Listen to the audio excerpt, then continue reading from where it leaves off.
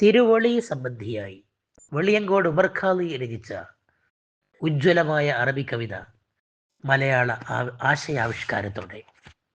വിവർത്തകൻ സലാം പേരോട്.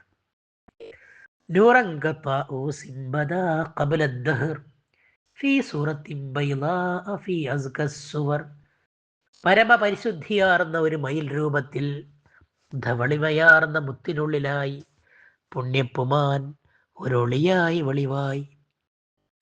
ഫിൽ ഹദ്റത്തിൽ ഉൽയാ യുസബ്ബിഹു മൻ ഫതർ ഫബഖാ ഹബീബുൽ ലഹദി മർഫൂഅൻ ദിക്ർ.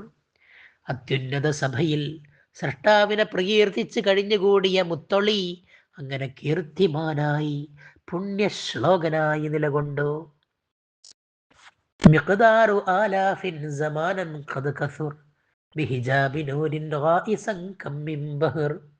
എത്രയോ സമുദ്രങ്ങളിൽ മുങ്ങിയ ആയിരക്കണക്കിന് സംവത്സരങ്ങൾ മുത്തൊളി അങ്ങനെ കഴിഞ്ഞുകൂടി. ഖദ് ഗാസ ഫീഹി നൂറുഹു സുമ്മ ഇന്തശർ മിൻ നൂരിഹി മാ കാന ഫീ കൗനിൻ ലഹർ.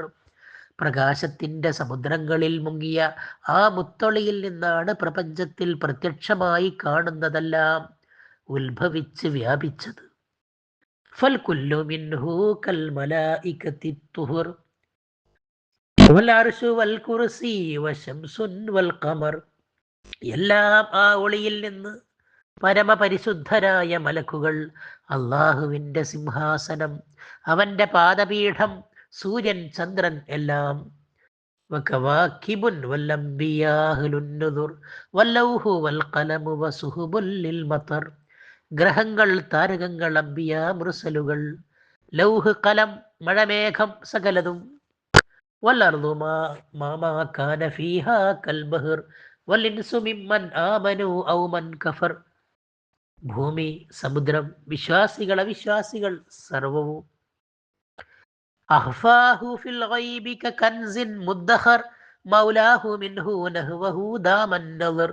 അദൃശ്യ സങ്കേതത്തിൽ ആ മുത്തൊളിയെ യജമാനനായ റബ്ബൊരു സൂക്ഷിപ്പു നിധിയായി ഗോപ്യമാക്കി വെച്ചു, സദാ അതിനെ വീക്ഷിച്ചു കൊണ്ടിരിക്കുകയും ചെയ്തു.